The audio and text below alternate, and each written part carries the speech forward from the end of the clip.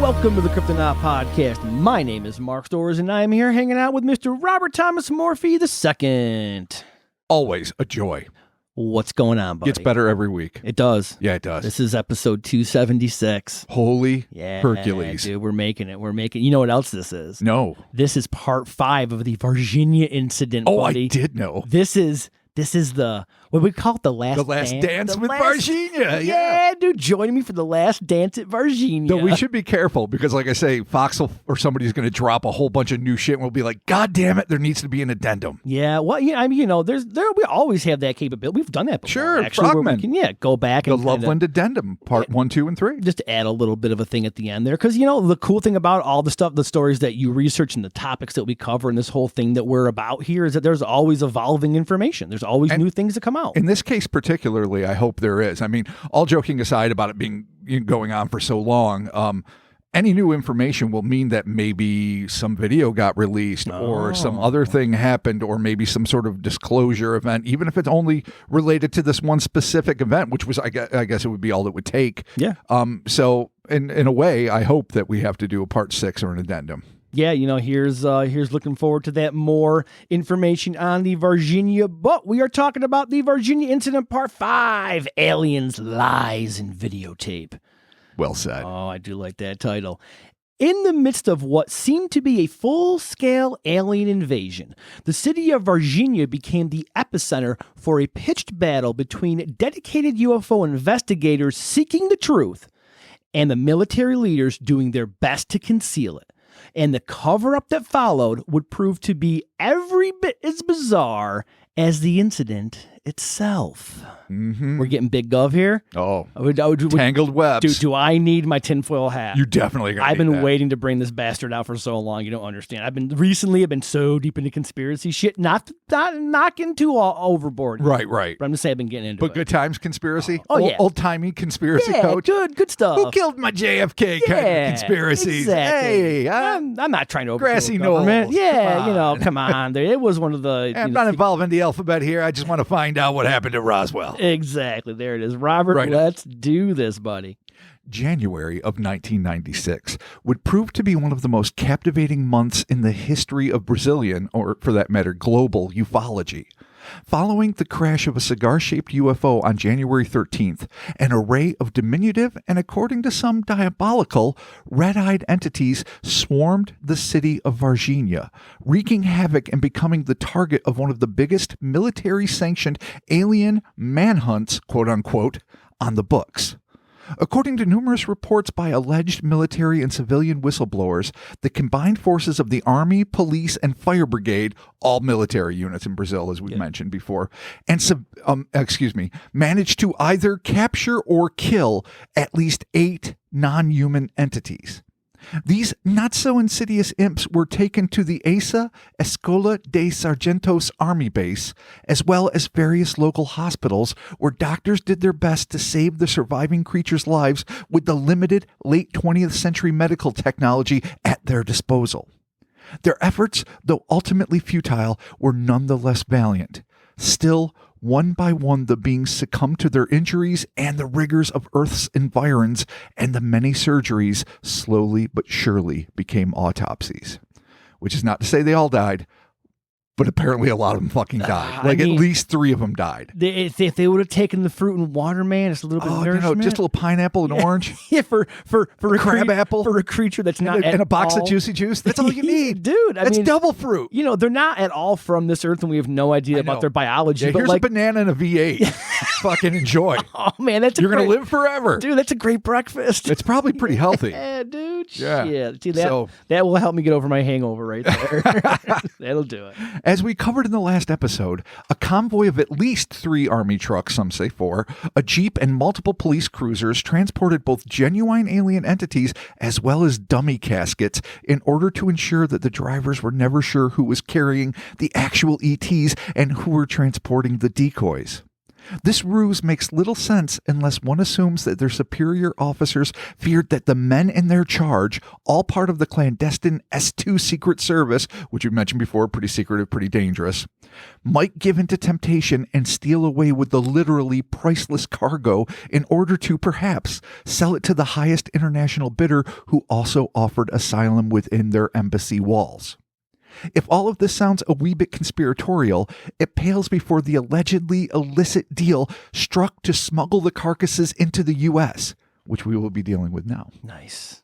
Many of the most esteemed ufologists working on this case, including Ubirahara Rodriguez, a lot of these names we're going to mention again and again we have before, A.J. Givard and Vittorio Paccaccini were convinced that a secretive cabal within the United States government managed to strike a deal with the Brazilian government in order to secure the extraterrestrial biological entities as well as any of the debris recovered from the Mayolini farm on January 13th.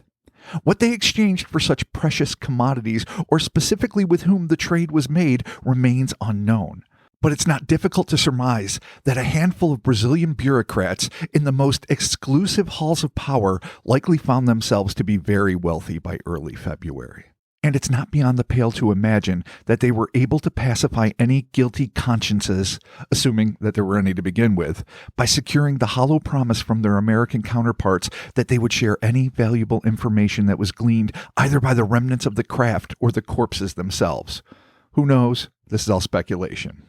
Okay, but it's fun to speculate. I like where you're going with it, I know. because we all know this is exactly what happened. So, Oh, totally. Yeah. What we know for sure is that at 4 a.m. on Tuesday, January 23rd, a former Army officer dubbed Military X by documentarian Ex-military X, what up? James, Moment of Contact Fox, claimed that he was part of a second convoy that allegedly drove alien remains, which were already in a terrible state of putrefaction, which did nothing to help the already rancid odor. Yeah. Yeah, it's stinky.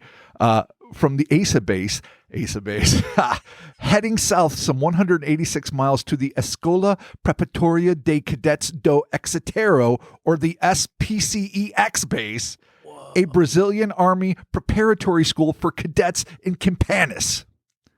Maybe it's Campanas, but I'm going to call it Campanas. Yeah, dude. X, God bless him, surmised that the victims were studied there before being sent to the U.S. because, quote, the Brazilian government wasn't equipped to deal with it, end quote. So that's him talking, not me. I think the Brazilians are more than equipped to deal with Carnival, aliens, the tiniest bikinis ever, whatever they need to. Oh, little tiny. The biggest statues of Jesus. Little tiny. With everything. Little tiny alien thongs. I love Oh my that. God, could you imagine? Oh, yeah. In the documentary Moment of Contact, again, James Fox spoke to a former traffic control officer named Jose Manuel Fernandez, who in January of 96 was in charge of monitoring the airspace over the state of Sao Paulo. Jose revealed that during the aftermath of the now infamous Varginha affair, a United States Air Force transport plane landed in Campinas without official authorization from the Brazilian government. This struck the air traffic controller as decidedly odd, but what came next would floor him. According to Jose, a pair of French-built Puma helicopters carrying U.S. servicemen were dispatched from the airbase into Varginha, after which they returned with mysterious cargo, which was loaded onto the plane. Due to the lack of interference following the illegal landing of the American plane, Jose assumed that the troops were on a secret joint mission that may not have been authorized, but was at least tacitly approved by high-up Brazilian officials. I mean, you'd think at some point you'd be like, "Hey guys, the red, white, and blue just landed." Yeah, like the Americans are here? Was someone going to give me the memo? Yeah, did no one tell me? This big ass transport plane's just going to pop down. There's like and it's all good. Yeah, there's like an eagle in the Bible. Like, what's going on here? Exactly. How is this a thing? The plane actually has a cowboy hat. Yeah. 10,000 gallons. Oh man, you think you maybe just broke me? Oh my God. Shit, I'm not gonna keep laughing. Michael Lindemann of the ISCNI, an organization I could find absolutely no fucking reference for. Oh, cool. But I'm assuming it's a ufological one, claimed that at 9 p.m., 6 of the still living beings were taken aboard a twin-engined EMB Buffalo owned by Brazilian Air Force, and EMB Buffalo is a plane, for the record. Fuck, I was like, what is What the fuck is it? What special breed of buffalo is this? what sort of shit fuckery is going on here? And flown to Sao Paulo, where they changed planes to a U.S. Air Force C-17 transport plane, presumably the same plane that Jose had authorized to land in Campinas. So they had actual live aliens. So 6 live, a bunch of dead that were in Military X's truck. So the stinky dead rode via truck. The living ones at least got to have their separate fucking plane ride in the big old EMB Buffalo, whatever the fuck that is, a plane. I know that much. Does that one have a big 10,000 gallon head too? No, it's Brazilian. Oh shit, it is Brazilian. Oh, and then it looks. It's got a thong. Yeah, it looks dope. Yeah, it does. It looks dope as shit. I love it. Okay. So according to Lindemann, quote, the aliens were marched aboard the C-17. Oh, God, what are they, like at gunpoint? I know. It's It just weird. seems icky. And according to sources in the Sao Paulo Tower, the C-17's destination was Albrook Air Force Base in Panama. After that, the trail disappears, end quote. The trail may officially disappear, but it's clear that Panama was not the cargo's final destination. After refueling, it's likely that the C-17 landed somewhere in the continental United States, but only God and the men in black know where. Shit. Yeah, secret. But even though the Brazilians seemed more than willing to part with the headache of dead alien cold storage, ufologist Claudier Covo, the researcher who videotaped UFO crash witness Carlos de Souza's testimony before he went underground, you'll remember that guy from, I think, episode 1. Episode 1, yeah. Claimed that he had been given independent statements from several guards that one of the dead aliens was still at the university lab at the Universidad de Campinas, or Unicamp, which you might remember from before, under the watchful eye of the renowned coroner and professor who was allegedly deeply involved in the alien autopsies, though he denied it, Dr. Badan Palhares. So we talked about him last episode. According to Covo, quote, 3 military men, one from Campinas, one from Jundiai, and the other from Sumar, gave us that information. They do not know each other. We are in no doubt about the laboratory's real existence. We are now just trying to gain access to it, end quote. According to Covo, the secret laboratory, which was full of equipment that looked like it was borrowed from a sci-fi movie, which is an awesome way to describe it, was being run under the watchful eye of Konradin Nesvy II, a German professor and forensics expert, all the while being closely guarded by the Brazilian army. So the fucked up thing about this is, now you've got this German professor in there, so they're just mixing up the things. And now I know this isn't like one of those like 1960s bad horror films like They Saved Hitler's Brain or like fucking Boys from Brazil. I'm not saying every German that's working in a secret lab in fucking South America is a former Nazi or related to him. But maybe. You know, I mean, I'm not saying it's true. I mean, if this guy is there though, and I mean, I guess he has the qualifications, or like this is the dude that we need to go to run this thing. Well, you got Herr Nesby in charge. Yeah, it's odd. I mean, it'd be interesting. So that's wide-ranging dirtbag conspiracy, but I mean, hey, we entertain all conspiracy. Hey, we're here. Yeah. All right.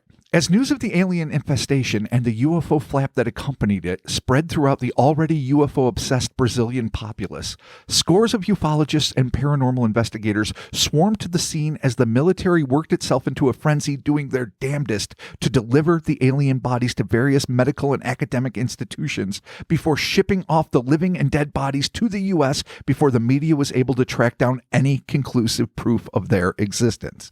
So now we're painting the picture again of all this is going on. As we mentioned before, the press is coming, everything's hot. Within days of these events, the media and independent researchers were putting boots on the ground, doing their best to speak to eyewitnesses, collect evidence, and piece together this ongoing mystery as it was still happening. For the record, this gave them a huge advantage over Roswell researchers, who only began to seriously investigate that incident decades after the fact and were forced to contend with a closed military base, deceased witnesses, and fading memories. So, not throwing anyone under the bus for investigating Roswell, but that was a hard road to hoe. Yeah. This, at least they were in there actually interviewing eyewitnesses while the shit was going on right under their nose. Yeah, as the entire thing is unfolding and continuing to have that shit happen. You're there. Yeah, so totally. This is prime time. So it makes it a convoluted mess, but B, it also means that the memories are ripe and totally. right fucking there. Yeah, for sure. So it's interesting. In an article by Luisa Villamilla titled The Varginha Extraterrestrial Case, which was published in the May 1996 edition of the Isotope magazine, no less than 66 specialists came to Varginha to investigate the case, prompting the mayor of Varginha, who clearly recognized a potential boon to the local economy when he saw it, to consider organizing a UFO Congress. This is like an awesome impromptu convention of just super UFO nerds. Yeah, 66. I want Boom. to be here so bad. Yeah. Like this in the 96, man. Oh, just a young 16-year-old Mark Storrs like, what's going on, guys? What's the alien? What do you guys got going on? What's happening? Yeah, what's happening? They're I like, know. Who the fuck is this kid? It makes me Who's this asshole? wish I just decided to gallivant down there when I was younger, too. Oh, man, I know. Shit. But fuck, best laid plans, Yeah. missed opportunities. Hey. I mean, probably wouldn't have gotten anything. I can't speak a word of fucking Portuguese. I don't know anyone. Yeah, I'm not. I would have gone down there with like a video camera and like a change of underwear and been walking around like alien. Yeah. So I can't say I would have been the most effective investigator ever, but I wish I had done it anyway. Yeah, no, I'm just clearly going to be drunk and useless, and no one's going to talk to me. I'm going to end up Be like, drinking. Who is this kid? I'm going to pretend like the interviews are going to be a little easier if we have a few, and then we're just going to end up getting shit-faced. Me and the eyewitnesses that I can't understand. We're storming the lab. There's a German guy, and let's fucking go get him. Let's see what he's doing. And there you go. And then the military shoots me, and I'm Jesus there you Christ. go. And then nothing else ever happens. Never. Continuing. Two of the first and most significant Brazilian ufologists at the scene were the oft-cited in this whole series, Ubira Hara Rodrigues and Vittorio Peccaccini. Ubira Hara was a 42-year-old lawyer and university professor who had been researching UFOs since the late 1970s. He began his investigation within days of the initial sightings. Less than a month later, in early February, he was joined by 32-year-old export-import broker and manager of his family's 3 coffee farms, Vittorio Peccaccini. Nice life, if you can do it. Dude, that's honestly, dude, that's like fun. It sounds like it. Like I'm managing my family's 3 coffee farms while import-export brokering, dude, whatever the fuck that is. You're always busy. You've always got something going on, and you're just like every day. And you have that delicious smell of rich coffee in abundance. And you live in fucking Brazil. Brazil where rules. the weather and the beautiful, foliage and people and everything. Yeah. Everything's beautiful in Brazil. I know. And here we are in New York. It gets dark at 4, and everything sucks and it's wet. And we're cold. wearing hoodies. Literally, you have your hood up right now while we're in the fucking studio. Yeah, and people wonder why New Yorkers are pissy. Yeah. There you go. So, Vittorio, a ufologist since his teenage years, grew up in Tres Corações, which I've been pronouncing as Tres Caracos all fucking series, so live with that, where the ASA base is located. I just won't stop laughing at that. I love it. Less than 16 miles east of Varginha. Vittorio became so consumed with the case that he invested nearly 10 months on the investigation, virtually neglecting his other duties. His research into the incident eventually resulted in a 1996, regrettably, Portuguese-only language book on the subject, Incidente em Varginha, which he co-wrote with Max Portes. Cool.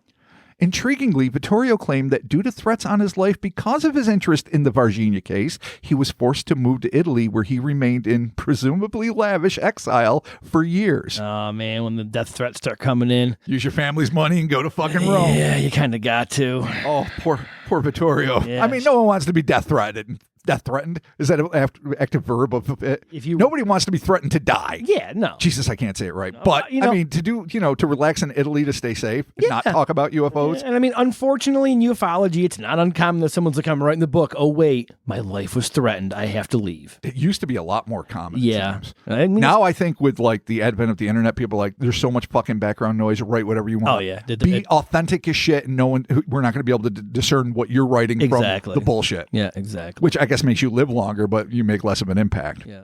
Okay, so living in Italy, living his best life.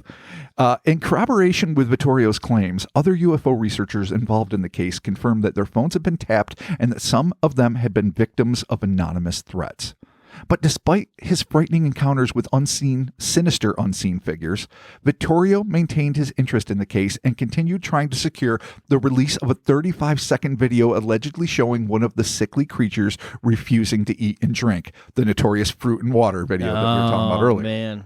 He also claimed to have to have a videotaped interview with an ASA officer who swore he saw a file on EBEs that included an illustration of its hand, which was described in the June 28th, 1996 Wall Street Journal article by Matt Moffat as resembling, quote, what a human hand would look like with the palm flat and a space opened up between the ring and pinky fingers and the other 3 digits. So I guess sort of like the Vulcan salute. Yeah, I mean, flat 3. Yeah, I mean, yeah, I guess it kind of has like a weird opening there. Yeah. Oh, okay, cool. Not typically human, I guess is clearly the best not. way of putting it. No. Vittorio also claimed to have 2 other videotaped interviews with soldiers who were on duty during the various alien autopsies, and he further asserted, according to Lindemann, that, quote, there is proof of an existing video film made by the Army of 1 or more EBEs.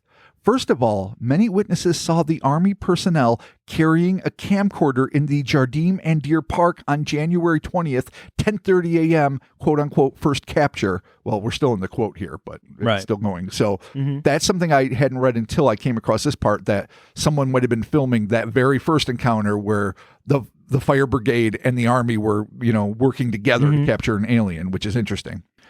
2 reporters, the quote continues, were in Varginha, were also approached by a person who identified himself as the cousin of a son of a military man from ASA.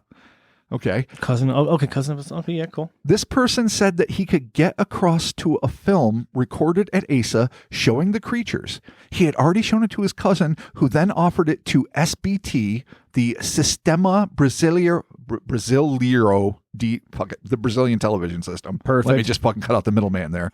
The second major TV network in Brazil. The boy wanted 70,000 reals, which is about 68,000 in American. Ooh, that's a high. Well, I mean, if it's really videotape footage of an alien. Yeah, you better be able to see that shit first. That better not be some paper mache in a shadow. Yeah. It better not be a potato with like fucking 3 swizzle sticks and a piece of gum. Because you're fucking up. Badly. Just a package of hot dogs and a fucking rooster foot, and you're like, that ain't no goddamn alien. Fucking like, rooster no, really foot. It is. Oh. All right. They visited the station and discussed the deal with the network director, but didn't close the deal. And later the boy said that he was no longer able to deliver the video. That's the end of the quote. That's interesting. Yeah. Okay. Lindemann added to this weirdness, stating, and I don't know how many of these videos are the same video or different, but Lindemann continued, quote, also a daughter of a military policeman, a 16-year-old schoolgirl, says that she watched a quote-unquote horrible film that showed the captured creatures. As the girl's father realized the situation was dangerous, he vanished with the tape. So, that's fucked up. Yeah, that's like dad's got to go. Like, I got to leave, like, for permanently. Yeah. Good. And you leave the daughter behind who saw it? I mean, she's still in jeopardy. It sounds like that could be an excuse. Yeah. It sounds like he's trying to cut the fuck out anyway. He's like, here's a horrible tape of a package of hot dog and a rooster foot. Don't be scared. And then he fucking jetted. All right, man. Yeah, no doubt. Paccaccini, Lindemann continues to say, Paccaccini says that he has many evidence that a film is still located in Varginha. So that's the thing he still seems to be working on to this day, according to the most recent New York Post article that came out this year. And let's hope that, again, part 6 happens and we get to see the tape. Even if it's laughable, no matter what, I want to see it. Oh, 100%. Like, very well, someone could have had But what if it's real? Yeah, well, then we got a whole other thing to contend with. Yeah, we do. Yeah. But even if it's real nowadays, how do we believe it's real in 2023? I mean, we have footage from the government of UAPs, and we're like, whatever. They've got pretty decent reenactment footage that they showed on the news of the Varginha event. Mm-hmm. So if you see any Varginha stuff like where it looks a little grainy and it's in a box or it's running around the shrubs, that's a reenactment that was put on the news. So that's for all the listeners out there. Cool. That's not the thing that we're talking about, or things in this case. All right. These cases don't even cover the many accounts of UFOs being filmed above and near the city during this time frame. So that's another whole fucking kettle of apples. Right. That's a real phrase that I didn't just make up. Wait a minute, kettle of apples? Yeah, I don't fucking know. Monkey dicks, kettles of apples. I like kettles of apples. Yeah.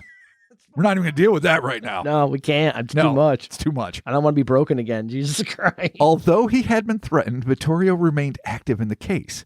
Ubirahara, on the other hand, despite his decades dedicated to UFO research in general, and this case in particular, now refuses to speak publicly about the Varginha events. This has led to speculation that he may have been somehow compromised by the Brazilian government, either through threat, bribery, or both, though this is, of course, I need to say, pure conjecture. Okay. We don't know, but people have been spitballing. Folks have been spitballing. Oh, really? That's a fucking kettle of apples there. Is it on the internet? Ubirahara. It's mostly just me thinking about it. Okay, all right. I read something somewhere, and then I thought, yeah, he was probably bribed or threatened. Or like, because at what point do you want to go legit? You're already an established lawyer and law professor, and you're very famous, and you become the most famous investigator at the scene in 1996. At what point in your life in the next, the ensuing 2+ decades are you like, you know what? Fuck that part of my life. I need to go legit. Yeah. And it's not like Brazilians don't love fucking UFOs. It's exactly. Not, you don't have the same. I mean, you do have stigmatization, no doubt, but not quite the same as you'd get, say, in North America at the time. No, not at all. But who knows? Who knows what really happened? Nice. So we're still dealing with investigators here. It's a cartload.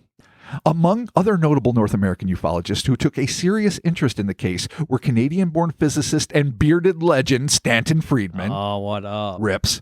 Bob Pratt, Dr. Roger Lear, John Carpenter, not the filmmaker, as aforementioned, and perhaps most notably the American psychiatrist, professor, Pulitzer Prize-winning author, and the head of the Department of Psychiatry at Harvard Medical School, Dr. John Mack. Oh, what up? Who became interested in the phenomenon of alien abductions and before his death in 2004, again rips, conducted an over-decade-long psychological study of 200 men and women who reported recurrent alien encounter experiences.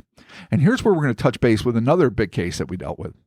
In the mid-1990s, Mack had famously traveled to aerial school outside Rua, Zimbabwe, where on September 16, 1994, 62 pupils claimed to have had one of the craziest close encounters on the books when they spied short, speedy, long-haired, black-eyed beings who emerged from a flying saucer and allegedly filled their heads with frighteningly prophetic images of an environmentally disastrous future for the human race and the planet Earth. As he individually interviewed the young eyewitnesses, Mack became fascinated by the possibility of a psychic contact between the creatures and the children. If you want to know more, you can go back to episode 141 of Cryptonaut Podcast, Aerial School Incident. And also, I haven't seen it yet, so I can't vouch for it. Finally, after many, many years of promising to come out, Randall Nickerson's documentary, The Aerial Phenomenon, has been released. Oh, that's right. I had that on my list for the longest time to check that out when it got released. It's still out there as of right this second, or I shouldn't say right this second. As of a few nights ago when I checked it out, it was still like $10. At first it was $20. You got to buy it. Right. Eventually it'll be rentable or it'll be on one of the streaming platforms. Yeah. We've already done the episode. It's not to say I'm not totally excited about seeing it. I am, but I'm just not going to drop a 10 spot to see what I think I pretty much already know. Right. Totally. But anyway, those are two sources. On November 5th, 1996, approximately 9 months after the events in question, Dr. Mack flew to Varginha to investigate the incident for himself. Some of the very short video clips available show him interviewing the 3 young women, Liliane, Valkyrie, and Katja, who encountered the extraordinary, though clearly ill being in the alley. Based on the brief clips available, Mack's questions seem to focus on what the girls were experiencing when they made eye contact with the entity, seemingly trying to determine whether the girls' assumption that the creature was frightened, hurting, and sad were just their impressions of its physical appearance and demeanor, or if they had established a genuine psychic connection with the creature akin to the one that was shared between the aerial school students and their allegedly alien visitors who landed in the schoolyard. According to Fox, Katja claimed that she heard the words in her mind, quote, "Help me, I'm weak, I'm suffering, help." Ooh. From the alien, obviously. Okay. Yeah. So that's interesting. In regards to the girls' testimonies, those who witnessed the interviews, including Ubirahara and Vittorio, claimed that Dr. Mack determined that the girls were genuinely traumatized and in fact telling the truth, to which John Carpenter added that Mack told him personally that, quote, he would stake his career and his license on those 3 girls being truthful. As to what conclusions Mack came to regarding any potential psychic connections, we can only guess. But whether Dr. Mack knew it or not, there would be other Varginha contactees to come forward claiming that not only were these beings capable of telepathic communication, but that they were also highly intelligent, which stands in stark contrast with the assumption put forward by others, including the late great Stanton Friedman, that these were likely not the pilots of the downed vehicle, but mindless cargo that just happened to escape after the crash. So one of the prevalent theories is that these are escaped animals and that they don't know what the fuck is going on and they rush to the city because they're just running the fuck away from a vehicle crash. In this case, it happens to be a cigar-shaped UFO, and they happen to be toxic when maybe afraid or whatever causes the icky substance to appear on their skin, and they're just running around fucking shit up, not knowing any better. But this next case, including what we just said, Katya had communicated to her in the alley, is going to indicate that that is not the case at all. Oh, okay. They know what the fuck is going on, and it's on. All right. Ish. Here we go. Onish. Intriguingly, in an interview James Fox gave to Paul Wallace of the program The Fifth Kind, the filmmaker stated that in his book on the subject, Dr. Roger Lear claimed that he had interviewed 2 doctors who had come into direct contact with living aliens at Humanitas Hospital. Now, I think we talked about Dr. Lear in an earlier one. He's super famous for removing alien implants and studying the abduction phenomenon. Yep. So he wrote a book about it, and I think we talked about that too. These nameless medicos also testified that the diminutive beings had communicated with them telepathically, and that despite their own pitiful state of health, they were less concerned for themselves and more worried about humanity in general, even going so far as to say that, quote, they were sad for us because we really didn't understand our potential. Oh, that's a bummer. Yeah. Like, you guys I'm would be dying. so cool, I'm an alien. I fucked. And you know what? Oh, you poor sappy fucks. Yeah, you guys are never going to understand your full potential. You fleshy shitbags. You're just going to be the fucking the trailer park dirt balls of the galaxy that you are. You gun-toting asshats. Yes. You're right here on the precipice. So close, and you're going to blow yourselves up in 200 years. I mean, what? What? 200 years? I mean, we measure years differently on our planet. 3.5 weeks? Oh, don't worry. We'll come back. Yeah. Or lies the aliens tell us. Oh, my God. They lie. There you go. They're liars. So, we're sad. And we should be fucking feeling pretty bad about ourselves right now. Sometimes the truth sets you free. I'm okay. I understand. We're never going to see our full potential. I'm okay with that. Well, you got to live and work with what you got, man. All right, you're going dark. You're going 0 dark 30 here, buddy. 0 dark stores. They said they were sad for us because we really didn't understand our potential. They never once said they will never reach their full potential. They eat all of the fucking syphilitic dicks in the universe, and they are fucking beyond redemption. All right, well, they never once said anything like that. All right, just okay. Like we're sucky right now a little bit. To be fair, you're not there. You took it a couple of steps farther, but that's I like that. I like it. All right, so maybe I was being hyperbolic too. Maybe both of us are to blame right now. Maybe we both are dealing with our own shit. Okay, yeah, all right, true. That's what it is. Maybe we're both dark fuckers, and exactly. No one here is mitigated. And this is our therapeutic outlet. Okay, there you go. BetterHelp.com/HellerSpace. Yeah, oh no, yeah, dropping the adverts early. So here's the other thing. Maybe help. yeah, maybe. Yeah, fucking. We can. All right. Back to the article. If these accounts are true, then this puts a new spin on the case, and we have to accept that what we are dealing with here are not mindless monsters running through the city streets in a blind animal panic, but conscious beings capable of communication, deliberation, and, more importantly, empathy. This, combined with Katya's revelation, leads me to believe that these beings went to the city in a desperate and tragically futile bid for help. One has to wonder why they didn't telepathically tell the doctors how to successfully treat their wounds, or at least warn them about the toxic substance on their bodies. Perhaps these pitiable entities already understood that they were doomed, and perhaps had no idea that they posed a danger to humans. Fair. That's wishful thinking on my part, I'll admit. That having been said, humans would still prove to be a danger to them, as well as their own species. And now we're going to get on to little thing I like to call. I don't usually stop reading to give a little title. Okay. The Men in White. Oh, yes. Okay. All right, cool. Case in point. Luisa da Silva, the mother of eyewitnesses Lillian and Valkyrie, claimed that at about 9 p.m. on a night in early May, it's not a specific date, her daughters were already asleep and she was getting ready for bed when she heard a knock at the door. Louisa assumed it was yet another in the seemingly never-ending parade of UFO investigators who were haunting her doorstep since her daughter's run-in. But when she opened the door, she was surprised to see 4 men, all allegedly clad in crisp white Armani suits. Fashionable. I like that, though, man. Tailor-made. Those guys, you're like, oh, it's a party. Oh, they're fancy. Yeah, are you here with the cocaine? Exactly. According to Louisa's testimony in A Moment of Contact, all 4 men were foreigners, but she could not tell what specific nationality they represented. One carried a briefcase, and the eldest held a clipboard. The men stepped into the house without invitation, and the clipboard man snapped at Louisa to shut the door behind them. Oh, not cool. Frightened, the homeowner complied. Then the man took a different tact when he said, Donna Luisa. Was this Italian accent? Where'd that come from? Donna Luisa. What the fuck is that? It's like the worst, like, mafioso. Jesus Christ. It's a me, a Mario. It's a me, Carabio. Hey.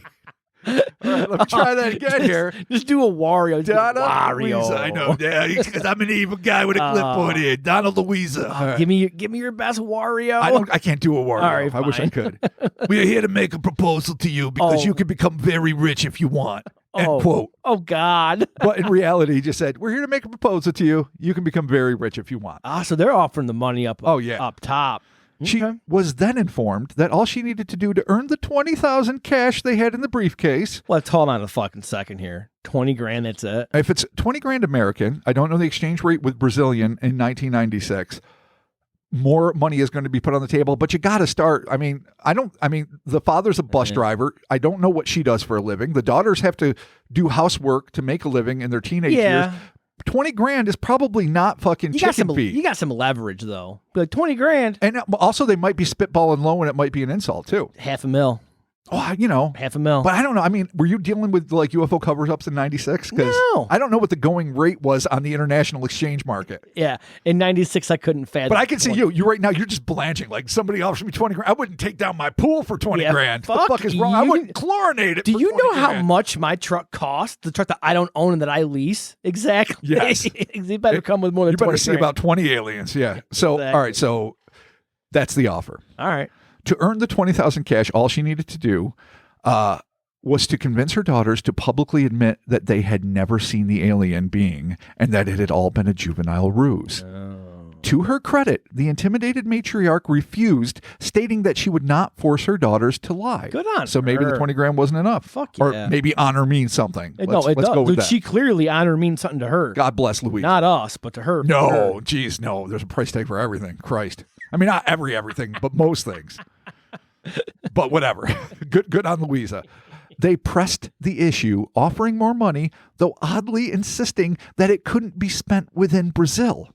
Might this have been a tacit encouragement for Louisa to take her family and leave the country, thus avoiding more revealing interviews about the ETs? Interesting.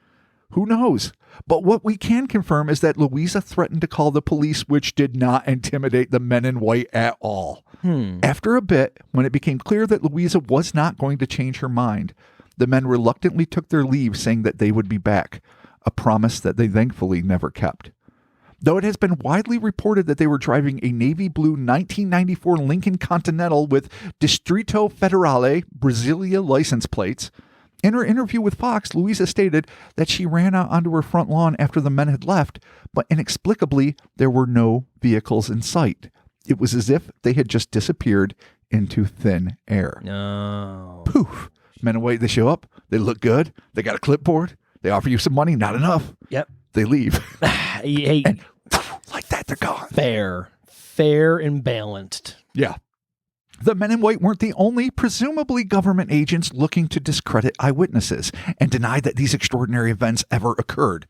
In fact, nearly as soon as the investigators arrived in Varginha to begin their inquiries, a campaign of official denial began, and the results were, for lack of a better term, laughable. If I've been waiting for this? Yeah, you've been waiting for this. Okay, good. Yeah. Cool. Yeah, it's on now. All right, awesome. Let me clear my... This deserves full-throated Uncle Rob. Nice. Captain Alvarenga of the Varginha Fire Brigade, it's going to start slow. Don't get too excited Okay, yet. all right, I'm there. I'm here. I'm prepared. Denied any involvement in the case, but Ubirahara had recorded testimony from the regional director / administrator of Humanitas Hospital Adlison Uzier, who confirmed that the Varginha Fire Department had participated in the alien corpse transport.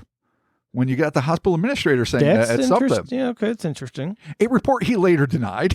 Of course. In a statement to the Brazilian UFO magazine saying, why not? We couldn't keep an extraterrestrial here. We couldn't deal with it. Nothing but humans. Yeah. Which makes me think, are you sure you're not secretly working for Regional General? Yeah, really. Because we know their policies. Isn't that where they only accept human human entities? That's what I thought. Other officials from regional hospitals, speaking of, would claim that the reason that a section of their institution had been sealed off was not to x-ray an alien, as we discussed last episode, but as a training exercise. A nurse claimed that she had been told by her superior to ignore all of the military people filtering into and out of the closed-off subdivision as they were simply involved in, quote, training for doctors and military personnel, end quote. Intriguingly, this superior added that if she was ever approached by the press or a UFO investigator, that she was to deny the existence of this so-called training exercise.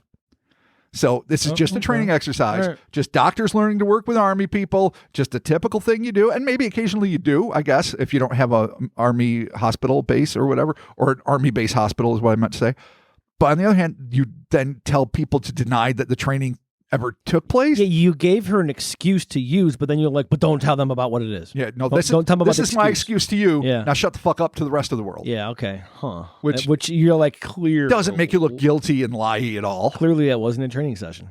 Stranger still was a comment made by a regional hospital orthopedist named Rogerio, who at first claimed he was assigned to the Varginha creatures case, saying about the entity he examined, quote, I don't know what it is, could be a freak, but I've never seen anything like it, end quote.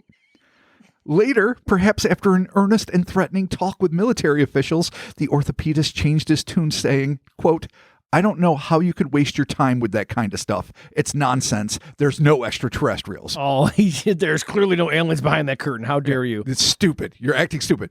It's ammonia and shit. It's a freak. It's rotten eggs. It's our new detergent. It's how we clean floors.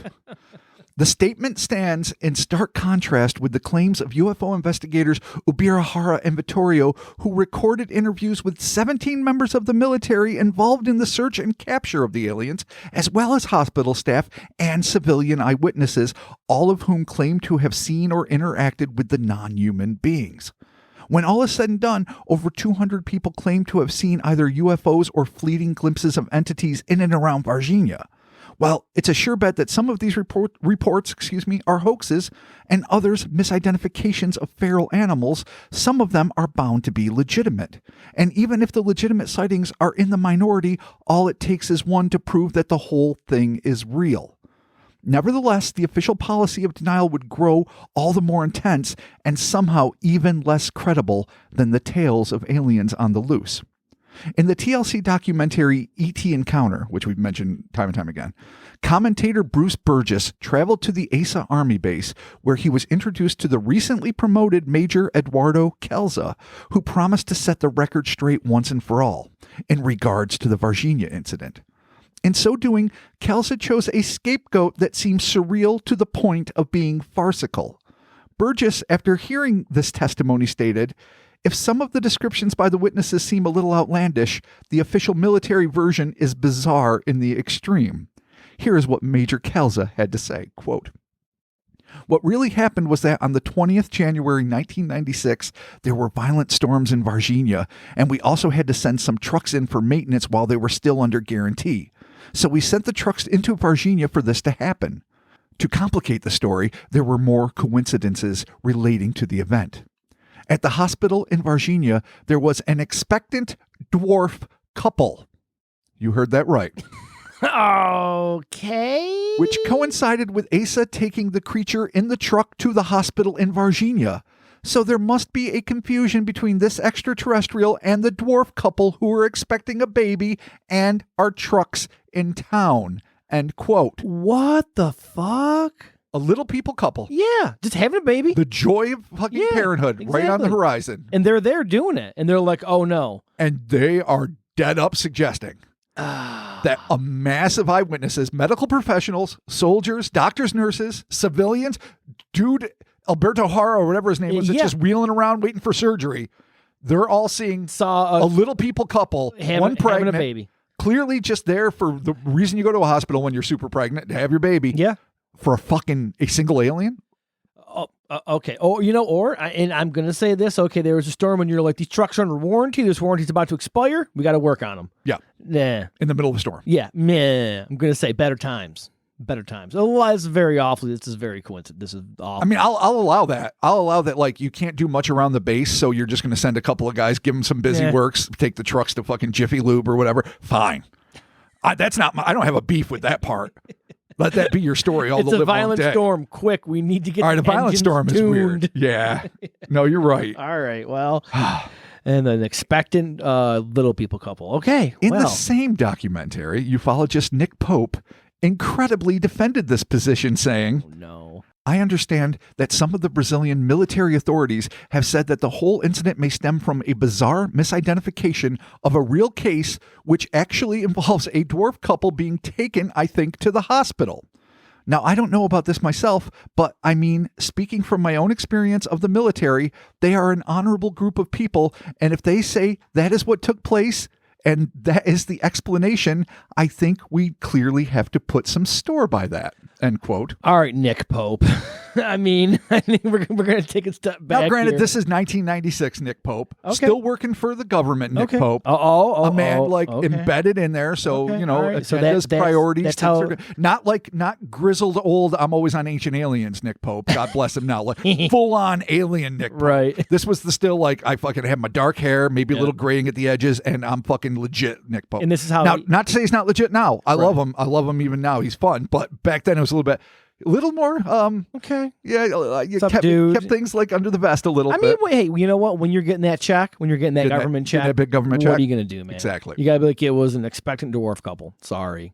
Honorable though most military members may be, I agree. Oh, for sure. There is no denying that lies have proliferated since the dawn of the armed forces in an effort to secure valuable state and military secrets, and the thought that a pair of little people might be mistaken for a single, sticky, red-eyed, lobe-headed alien is beyond the fuck-sucking pale. Yeah, there's no comparison there. But Major Kelza wasn't yet finished picking on his favorite whipping boy as he tried to explain away the sighting made by the three young women in the alley as yet another misidentified little person. And I'll quote Kelza again. As I have mentioned, there were violent storms in Varginha that day. In Varginha, there was a mentally handicapped man, a dwarf, who had a strange disfigured appearance, and because of the storm, he hurt himself whilst trying to take cover on his way home. This happened in the area where the girl saw the strange creature. So, we consider what they saw. Due to his disfigured appearance and dark skin, they could have confused this dwarf man with the alien creature, end quote. I have heard about this, and I've seen the pictures and the comparison and everything. Yeah, I don't know, man. It's a dude. He's super skinny, but he is not disfigured. No. And he does not look like an alien. Yes, I mean, his body is atrophied a little, and he is obviously suffering from something. Yeah, he has some physical ailments by no means happening. You're not going to look at this guy. Would you look at this guy and think he is not a human being? No. You're like, that's just a dude going through some shit. An unfortunate fellow. Exactly. Not a fucking alien, though. This ludicrous conclusion was apparently also made by one of the men involved in Brazil's official military investigation following the events, one Lieutenant Colonel Lucio Finholt Pereira, I think I got that right, who claimed that the most probable hypothesis is that a local man with disabilities known as Luisenho, or Little Louis, was responsible for their sighting. He stated, Little Louis, being probably dirty due to the heavy rain, seen crouching against a wall, was mistaken by three terrified girls as a creature from space. When confronted with this theory, the three young witnesses dismissed it entirely. Because they're in the area, I'm going to assume that they're going to be very familiar with Little Louis. Yes. So God forbid there's a storm and he's dirty and he's crouching all fucked up. Got mud splashing. They're going to be like, oh, it's Little Louis. We should give him a hand. Yeah. We should help him out. You would hope. Yeah, I mean, granted, if it was like some, person passing through town who kind of fit this description, all right, no, I could totally see that being a thing. But the girls are going to know who this guy is. Yes. Virginia is not that big. And here is where, it's confirmed. Okay. In his 370-page treatise on the case, O Caso Varginha 2001, Ubirahara, I'm always going to fuck up his name, wrote, at the site of their encounter with this unusual being lives a man named Luis. with serious mental problems. Little Lewis walks around the block and is squatted. He doesn't speak. On the first visit of the girls to the site after the sighting, little Lewis approached and crouched as he always does. Katya took the opportunity to laugh. I have to note here, not at the man, but at the notion that he could be seen as an alien, thinking it was really funny, the idea that they would have seen that young man and mistaken him for the creature they described.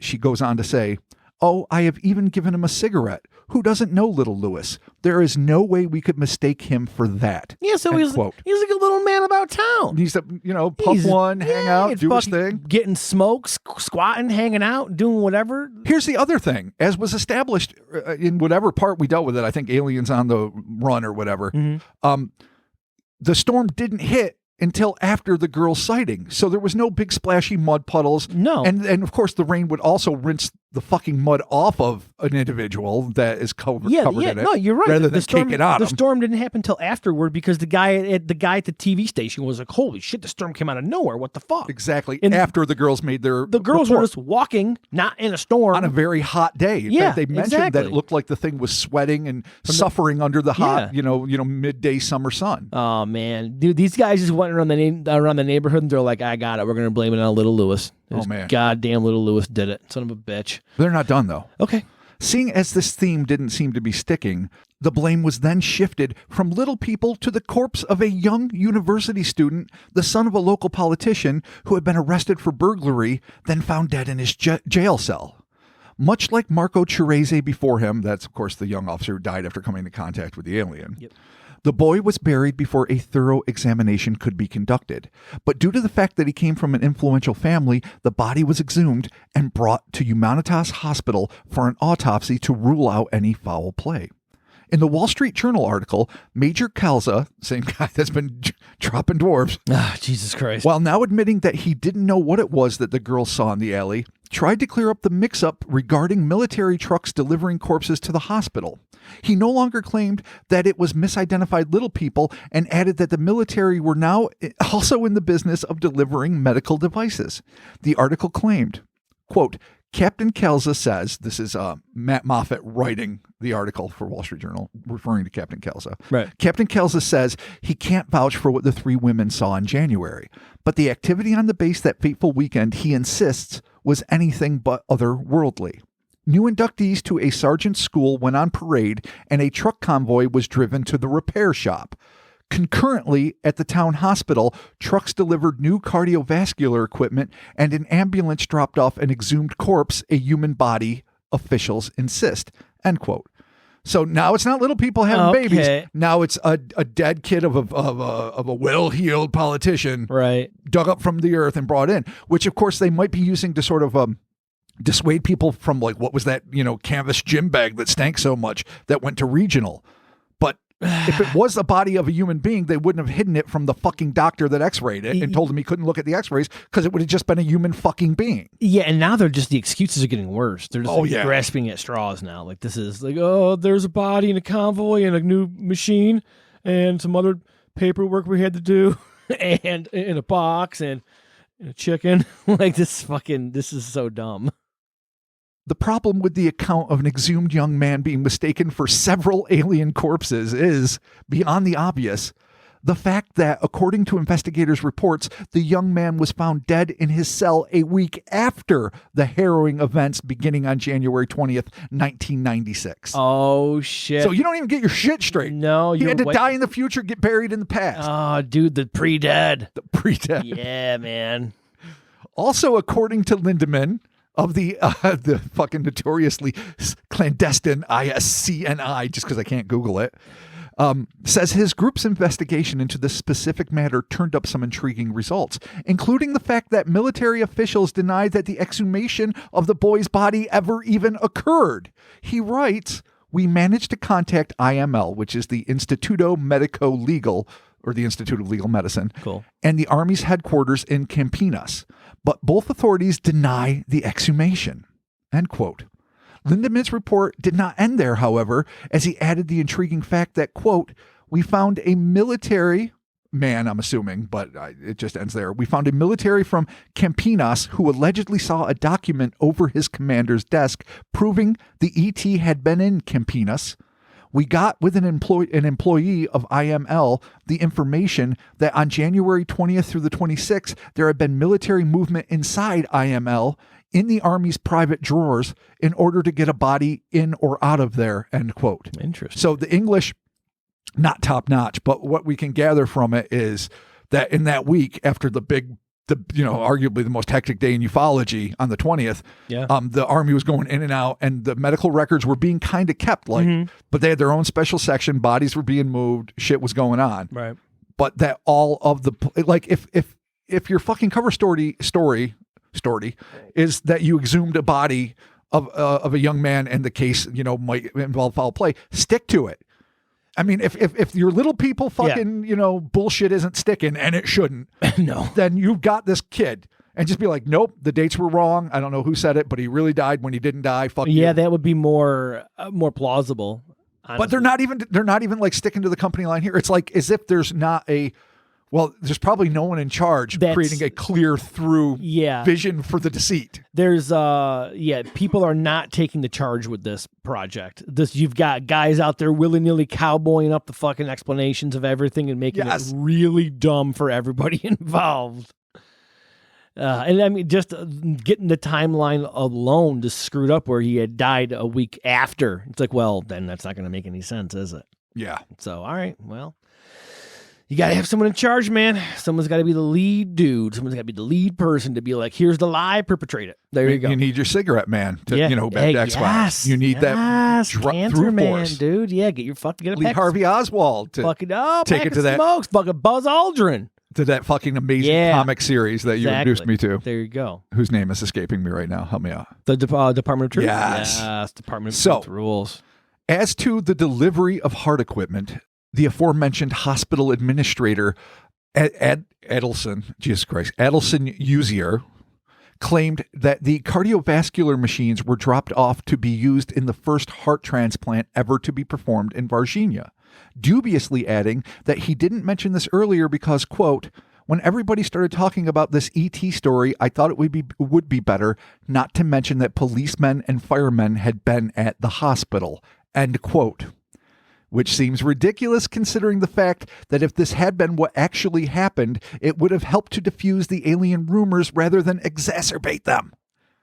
Yeah, this is all fucked up. It is all fucked up. This is a terrible cover-up. At the risk of sounding both too blithe and overly paranoid, this feels more like officials attempting to cover up the chasm-like wound of reality with a tiny band-aid of deceit. An effort that was likely met with wholehearted approval from their American comrades. They're probably like, all right, guys, figure it out. We're out of here. Yeah. Just don't let people lie, know. deny, lie. Take a book out of here's a little passage from the American Book of Rules here. Lie, repeat, lie. Yeah, there you go. Exactly. Repeat again. The truth of what really happened in Varginha during those weeks will likely always remain tangled in a web of misty memories and official deception. But even as the furor surrounding the events began to ebb, the case refused to die. According to Kovo, one of the strangest things that investigators noted was that following the capture of most, though not necessarily all, of the creatures, 25 animals, 13 dogs, and 12 cats were found mutilated in the Sauza district of Campinas. All of the carcasses had their eyes plucked out, and all of the male sexual organs had been removed with what was described as surgical precision. Oh, they came for the cat's dick? If they were boys. Oh. Well, yeah, the cat's dick, the boy, yeah. Yep. Oh, dog dick, cat dick. Oh, man, dog dick, cat dick. Eyes ahoy. That's eyes. Oh, okay. Huh. Well. The deceased animals were allegedly brought to Unicamp Labs, where the only remaining alien carcass was said to be kept under the watchful eye of the German professor and Dr. Palahares. Yep. Allegedly, again. This compelled Kovo to claim, quote, all these circumstances point out to some type of research carried out by extraterrestrials on some animals, end quote. Perhaps he was right. Or maybe the rescue team was making a tacit threat in the form of surgically butchered animals, telling us in no uncertain terms that they were more than capable of doing as much grievous bodily harm as we had to their dead and dying brethren. Or maybe not. I mean, Just hypothesizing. Yeah, I'm just trying to think, like, the aliens are here, they're looking for help. Do they really have time to go and dissect all these animals? Here's the other thing. Do they have time to dissect these animals? Sure. Why not? Maybe. But well, that wasn't the other thing. I'm agreeing to the first thing. I think they have time to do whatever. They're spending all this time looking. They have presumably intergalactic or interdimensional tech at their disposal. They're doing grid patterns over the city. How come they didn't manage to recover hardly any of them? Yeah. Like, really. as far as we know, unless they intercepted the C-17 on its way to fucking Panama, and then when it says its flight path disappeared after that, it's not just government conspiracy, but literally it was sucked into a fucking mothership. Unless that happened, why the fuck are they so unsuccessful at recovering their downed, comrades? If indeed they are comrades, who's to say it's not a prison ship? Who's to say that that something shadier wasn't going on? That they were just as happy as could be when they found out we were killing most of these things because they were on their way to some space penal colony. I mean, maybe, or maybe this is how they eat. Eyes and dicks. Eyes and dick. I mean, it could be a delicacy. Yeah, maybe. Just weird. It could be. I mean, do I really think that the rescue team came down, were unable to save any of their teammates, so they butchered domestic animals in an effort to send a message to the human race? I do not, even though I wrote those words. And I have to at least entertain the notion as a fun idea. I don't believe that's really what happened. I was going to say flip-flop it. Maybe it's the army that did it in a way of like, you guys keep fucking around. That's what's going to happen to you. Or a diversion is what I'm talking about. Oh. A diversion. Like using it as like the army uses it as like a diversion. I thought maybe like a threat tactic, but that wouldn't make any sense because you're just like dead animals. Huh, wink, wink. But if it's a diversionary tactic, where they're like, oh, hey, look, that seems like a lot of work. It does. It seems that, well, considering their excuses, would be in their ballpark of like, True. I got an idea. Kill a fuckload of animals, remove the dicks and eyes, and then make everyone wonder what's going on. No one will talk about aliens anymore. There's a bunch of all they're going to be eyeless and dickless animals. Aliens eat eyes and dicks. Exactly. Fucking run. Oh, go. Oh, no, go. All right. The other weird thing is this took place in the Sauza district of Campinas, which is like 200 miles away from Varginha. It's probably not even fucking related. I know, but that's what Kovo said. All right. Claudier Kovo. I didn't know it was that far away. Dude, I fucking told you. I know. I'm not blaming you for that. I'm saying I just didn't make the connection in my head. It's a distance. It's a distance. This has nothing to do with anything. Jesus, continue. Yeah. Christ almighty. It probably does. Or it really did, and they're just that dumb. They're like, we're going to go all the way 200 miles. Be like, well, if they were following their captured comrades, that makes sense. Right. And if they got there just after the C-17 left, and they were just so pissed they took it out on fucking animals, but they don't even attack people. Like, they don't even attack people armed with guns when they watch these people kill one of their own. Or when they get scooped up. Even though they have like talons of fucking Freddy Krueger caliber. Yeah. So I can't think that these are the creatures responsible for the fucked up this animals. Is probably some fucking psychopath. But we're not done yet. Okay. With the, let me just keep reading. This wasn't the only odd association these things would have with animals. At 9 p.m. on the night of April 21st, 1996, a 67-year-old housewife named Teresina Gallo Klepf, it was weird, but I'm just going to go with that, was attending a party in the Zoologico di Varginha, or the Varginha Zoo, when she stepped outside onto a balcony-like porch for a cigarette. As she was enjoying her smoke, the head and neck of a creature popped up over the porch railing. The first thing she noted, according to Vittorio, were the creature's huge, self-illuminated, pupilless red eyes, glowing on their own, according to this account, which has not been seen in any of the other accounts that I can recall. No, okay. She described the moment on Globo TV, stating, quote, "I'm not sure what it was. I just came outside to smoke on the balcony and I saw a very ugly thing with big, bulging red eyes. The color was dark brown. It was very ugly, and I'm sure that it wasn't an animal," end quote. For the next 5 minutes, the woman stood transfixed as she and the inhuman thing stared at one another. The rest of its physical description tallies almost perfectly with what other eyewitnesses reported, save for one key difference. Teresina categorically stated that the being was wearing a golden helmet-like contraption on its head. Oh yeah, It's got gear. we got a pilot, and it's got a headpiece. It's got a headpiece. It has accessories. I know. It just made me so excited. Gold helmet, dude. A gold helmet. Ooh, He has a fucking Space Ranger. Dude, I like this. Cool. Oh, I know. I loved it. All right. Could this have been some tech that the savvy aliens scrambled to put together in order to phone home ET style? Or was this one of the searchers sent down to find out what had happened to the downed survivors? We can only guess, as no effort at communication, telepathic or otherwise, was made between these two disparate species. As soon as the woman was able to break the glowing-eyed spell of the entity, she ran back inside in a panic and called her husband to pick her up right away. Didn't even offer to smoke. No. All wanted to puff, man. Yeah, man. Just wanted to lucky. Universal. Here, have a marb. Enjoy. Yeah. Here you go. Hey, Camel, it'll kill us all. This would not be the zoo's only run-in with high strangeness. According to biologist and zoo director Dr. Leela Cabral, in the days preceding, numerous animals had died due to exposure to an unknown toxin. Quote, around the same time as the sighting of the creature, we were having problems, and there were actually some animals that had died since February. I lost 5 animals, but we do not know why. There was no scientific explanation, and nothing came to light in any post-mortem examinations. This is very strange. I have been director at the zoo for 7 years, and there has never been anything like this. So, again, Weird. Weird.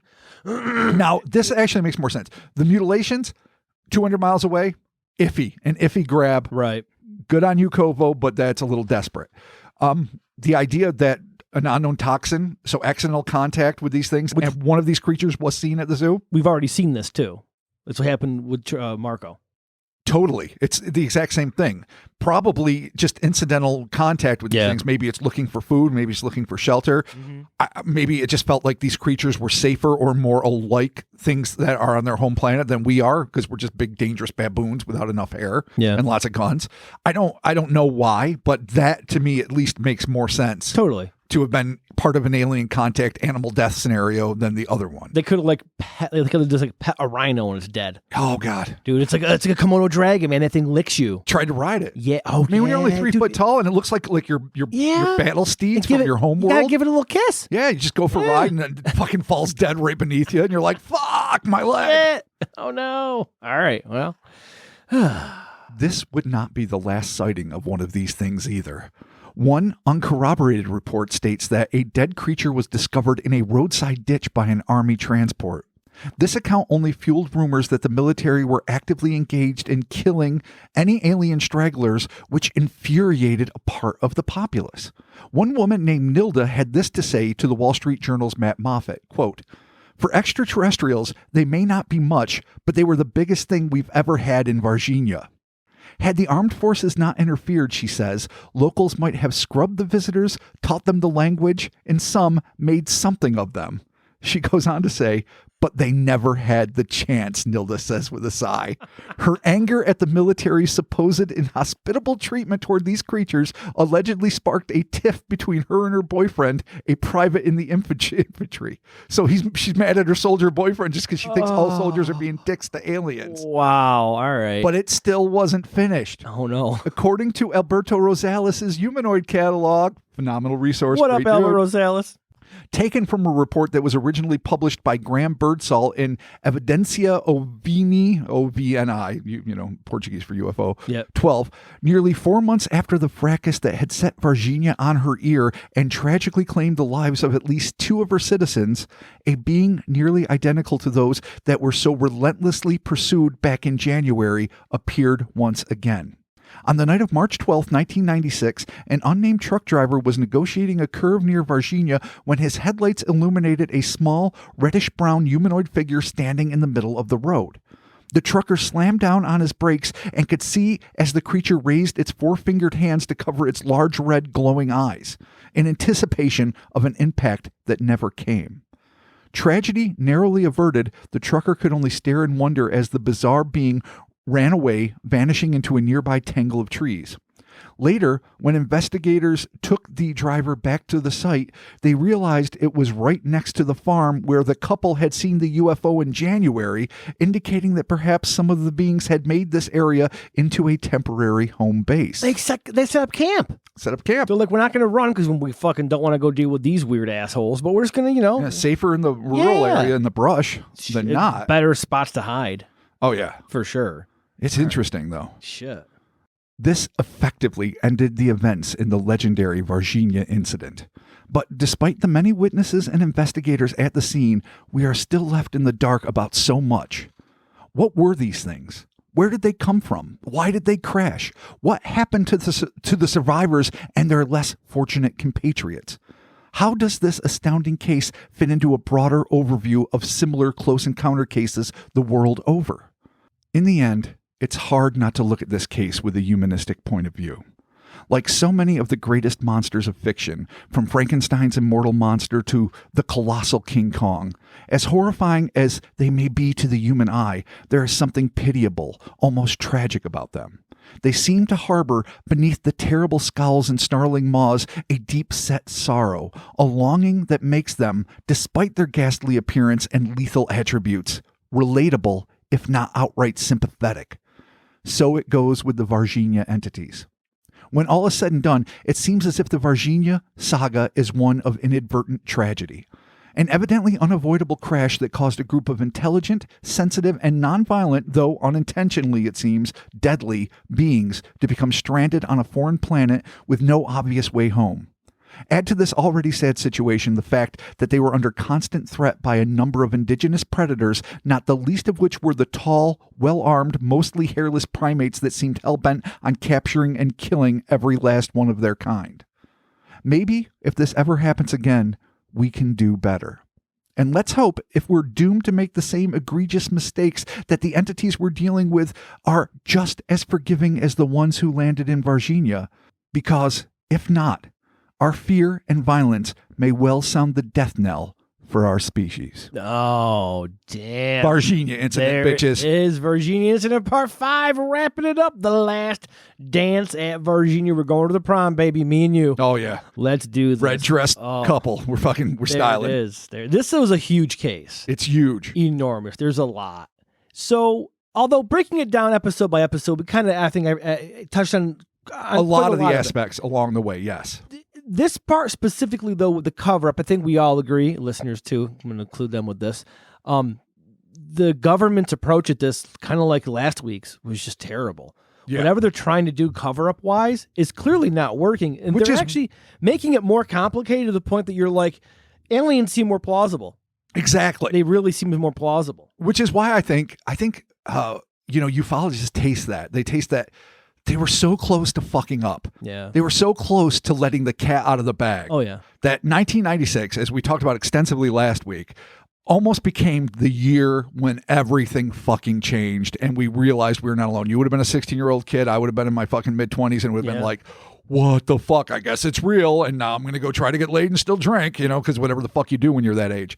But it still could have been a mind blower, but it missed. That magic bullet missed again and fucking went somewhere else. And so it didn't happen. That's, of course, supposing that this is real. I have a tendency to think it is, though, because of the sheer number of eyewitnesses. Yeah, I was thinking about this today, actually, and I'm kind of my train of thought here is that, like, okay, normal things that we talk about here, we can take it apart, like, well, this is what it could be, this is what it could be mistaken, could be this, could be that. This entire thing, there's far too much. It's hard. If everything was something else and was misidentified and everybody took everything the wrong... A mangy raccoon, a muddy homeless guy, and literally, boom. Everybody took everything the wrong way. Across the board. And then the government lied badly about it instead of just saying, like, oh my God, guys, relax. Yes, and okay, also, too, I want to just something here with this that kind of always caught me, especially when I watched the documentary. When they talk with Eric Lopez, yes, the guy that was with Marcos, when they show up to his house, he threatens to shoot him on sight. Yeah, he's not having it. He's having zero to do with any of this. That is so true. Which alone makes you No, obviously there's a lot of bigger evidence here, but when people react like that, you're like, whoa. They're not fucking around. That's not just like, oh, I mean, he's living, and I'm glad you brought this up because this was actually in my original piece, but as this went like to 11 pages, I decided to cut it out. But it is kind of important to mention, and that is that when he is confronted, he is living like basically as a dirt farmer in the middle of fucking nowhere. Yeah. And I don't know what he has to lose or doesn't. I'm not saying that a person, even who's destitute, because I know what that's like, can't have pride. But I just mean, like, he's not necessarily protecting, like this great world he's built up. Yeah. And he could just be protecting his reputation. That's one thing. But he does so at threat of death. Like, he's not really worried about whether or not you think he saw a UFO. He's worried about whether or not the government thinks he's talking about it. Yeah, you got Military X, you have Officer X, you have all these people that are coming out and just being like, hey, like, here's the deal. And obviously everybody's all freaked out about it. It just seems so bizarre that if this was something that did not happen, it would not be such a huge amount of information and eyewitnesses and people with the same story. Like, it's just too big. Yes. For this to be something that's completely misidentified or mistooken is just not really possible. Which is not to say that once the genie's out, like, that some of it isn't spiraling. When they say, and we reported it this time around, that 200 eyewitnesses came forward to UFOs, alien sightings, cannot possibly be that high. Part of it is just getting caught up in the gestalt of the moment. For sure. But that doesn't mean that that doesn't mean that it's not true, and that some of the eyewitnesses aren't really seeing something. Yeah. Also, when there's professionals involved, professional soldiers, professional doctors, professional all sorts of things. Now, a lot of them, granted, told their story under anonymity, under the guise of anonymity. They're still putting themselves on the line and telling a story that totally really could, make people look askance at them. Yeah, and all the while, this is all being exposed over the news. Like, this is news coverage everywhere. People are on the ground, reporters. Obviously, you have all the ufologists showing up and everything. So, yeah, man, I mean, I was trying to rack my brain today. Like, what could this have been? Like, are they using the aliens to cover up for something else? It's just too complicated. It's the Occam's razor here is that aliens landed. That's honestly the Occam's razor. And how rare is that? And honestly, the U.S. came in and we were like, hey, here's a bucket of money. BT Dubs, you got something coming in. We need you to grab it. Here's a bucket of money. We're going to send our guys over. They're going to pick it up. It ain't going to be your problem anymore. Thank you. And see y'all next year. Like, that's, what happened. Which, I guess to the Americans' credit, they caught it first on radar and they're like, fuck, we need it. And obviously giving the Brazilians a crack at it. Being like, hey, look, it's there. You guys can check it out. Oh, yeah. Do what you want to do. Yeah, probe it up. Yeah, so. Have fun, kids. Yeah, honestly, but we're going to swoop in, we're going to take it, and then in 2 days we're here. Yeah, so you got mom and dad are home from the date night. So you kids can party, but then once we show up, you got to get the mess picked up and do your shit. So yeah, fascinating, man. What a great case, though. Holy shit, there's so much there to dig into. And what fascinates me even more is like, what's the deal with the aliens? Like, I posed all those questions, but like, they don't really look like any other aliens that we know of. Now, it's been pointed out by a lot of researchers, and even one of the documentaries I watched, some superficial association with Chupacabra. Yeah, actually, we had a guy on the Discord, Corey Trago Erdner, actually brought that up to me. He's like, oh, I think he actually had like an action figure of a Chups, and it looked kind of like the description. He's absolutely right. Kind of neat. The big red eyes, the bulbous head. Yeah, it's kind of cool. And maybe there is something to it, like the sharp claws. I mean, it doesn't have like the full kangaroo legs and bat wings, but then again, who the fuck knows? I mean, the Chupacabra, the traditional mangy blue dog Chupacabra. With the 12 different iterations. Yeah, it's all kinds of fucked. It is a hybrid beast that, might as well, be fighting fucking chimeras, in a battle suit. But it's fascinating and interesting. And maybe there is something associated there, especially because obviously Chupacabras are considered to be animals. Yep. And for the most part, with the exception of the telepathic interludes, a lot of people consider them to be the Varginha entities to be sort of animalistic. I also wonder, though, like I mentioned earlier, maybe like a prison barge, maybe it was like a disease like that afflicted them. Maybe it was like an infirmary ship. Maybe they were taken somewhere to maybe there's like the equivalent of like an intergalactic leper colony where you just put people on a fucking planet to get them the fuck out so you don't catch their disease. You put them in orbit. You just like, send them into the go. fucking vastness of space. And for some reason, whether pilot error or who the fuck knows what, it crash landed on Earth, or maybe they wanted to have one last chance at survival. So they picked the first, to use Star Trek terminology, M-class planet and just hit down. And we're like, all right, we can kind of breathe the air. This place sort of sucks. Let's make the best of it. Oh, wait, yeah, we're still dying of like space leprosy and fucking, oh, wait, humans can catch it. And oh, we're fucked.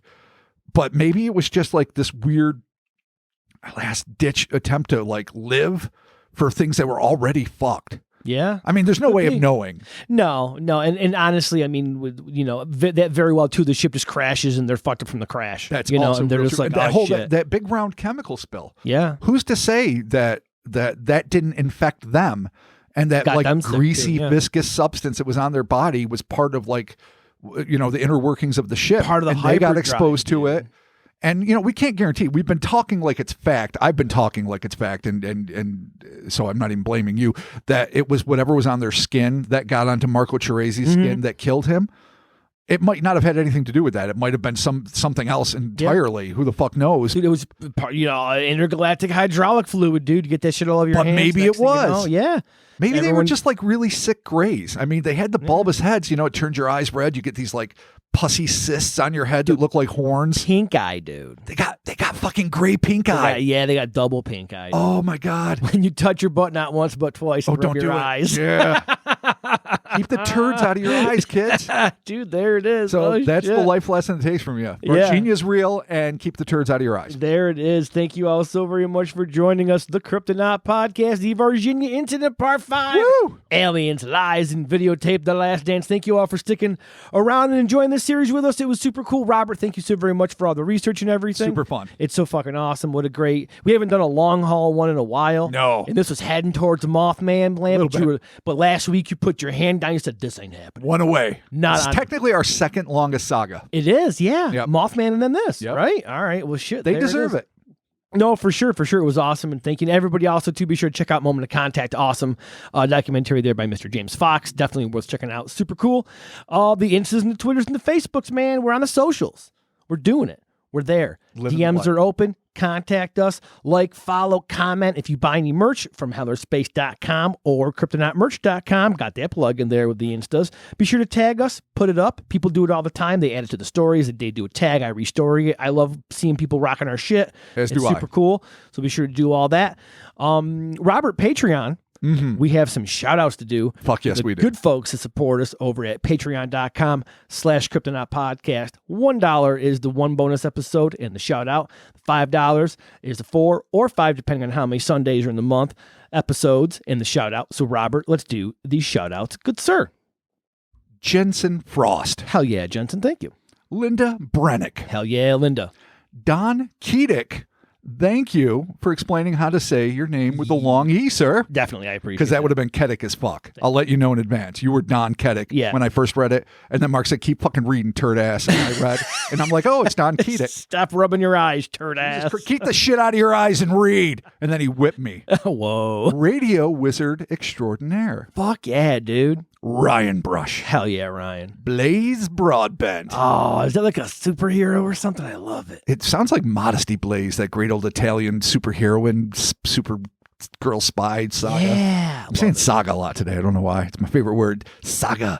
The Indrid Cold saga. Indrid Cold is our last name. Thank you. I hope you're the original. If not, you're still very special to my heart. Thank you, Indrid Cole, for your continued monthly support from Lanulos. We appreciate it. Of course we do. Yeah, and there it is. So thank you all for your continued monthly support over there at patreon.com/Cryptonaut Podcast. We appreciate that. I'm going to tell everyone this right now. There is a shitload of bonus audio.